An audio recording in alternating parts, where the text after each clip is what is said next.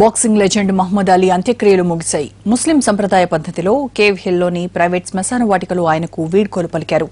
అంతకుముందు లూయిస్ విల్లే వీధుల్లో భారీ ఎత్తున అంతిమయాత్ర నిర్వహించారు. వేలాది మంది అభిమానులు వీధుల వెంట నిలబడి తమ అభిమాన క్రీడాకారుడికి తుది వీడ్కోలు పలికారు. అమెరికా మాజీ అధ్యక్షుడు బిల్ క్లింటన్, బాక్సింగ్ దిగ్గజం Mike Tyson, Hollywood hero will Smith సహా పలువురు సినీ, రాజకీయ, క్రీడా దిగ్గజాలు ఈ కార్యక్రమానికి హాజరయ్యారు.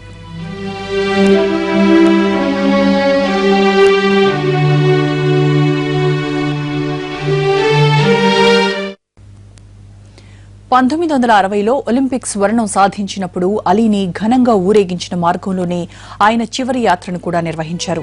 చిన్నప్పుడు ఆయన చదువుకున్న స్కూల్, మొదట బాక్సింగ్ నేర్చుకున్న ఇన్స్టిట్యూట్, ఇలా అన్నింటినీ కలుపుతూ ఊరేగింపు కొనసాగింది.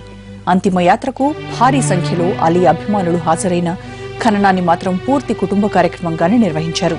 కుటుంబ సభ్యులతో పాటు కొద్దిమంది సన్నిహిత మిత్రులు ఇందులో పాల్గొన్నారు.